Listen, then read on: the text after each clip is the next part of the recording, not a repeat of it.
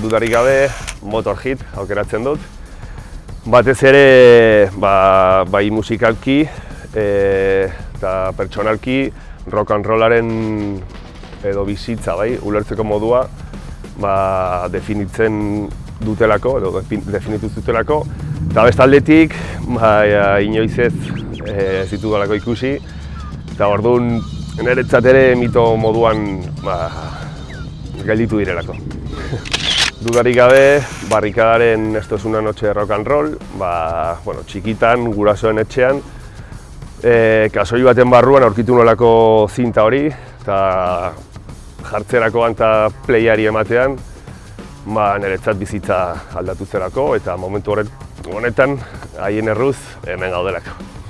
Bai, kantu bat aukeratzea beti esaten dut zaila dela, ez? Momentuak etengabe aldatzen direlako, eta bat aukeratzekotan, aukeratuko dut Fitok kaleratu duen azken abestia, dela Cielo Hermético, eta ez dakit, kriston abestia delako, eta Fito asko respetatzen dudalako.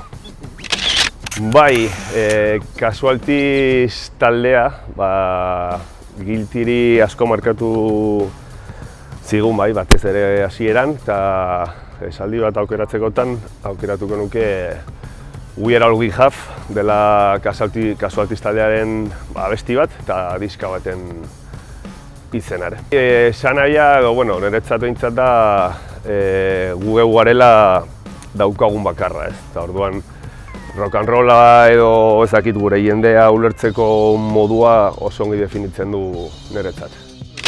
Adinarekin aldatu da hori, hasi nintzen ni Walkman batekin, ez?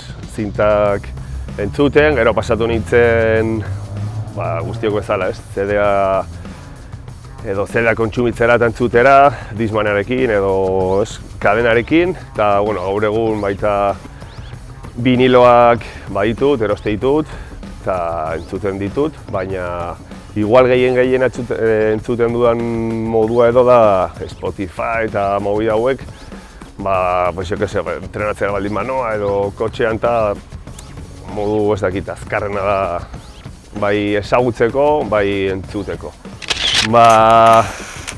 Pentsatzen ez, ibili naiz, hola zen izan den edo zen izango litzateken, eta esan barra dut, gustatuko litzaidakeela bai hondartzan edo itsasoaren ondoan kontzertu bat ematea, oraindik ez dudalako egin.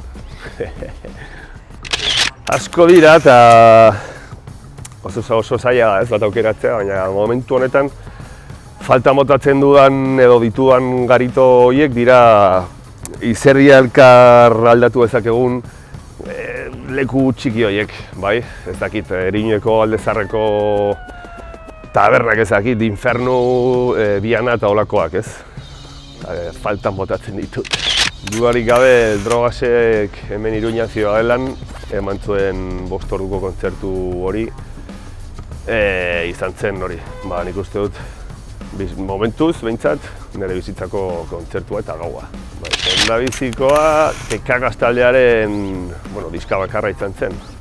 Tekagas, ez dakit ezagutzen duzen ez, izan zen Evaristok, Ripeko bi partaidekin egin zuen talde bat, eta niretzat izan zen boom bat, eta oraindik gomendatzen dut, bai.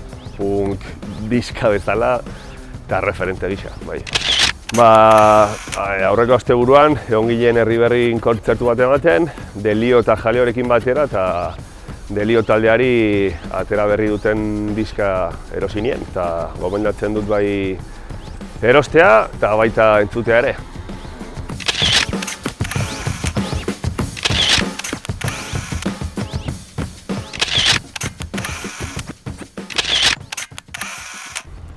Rock and roll!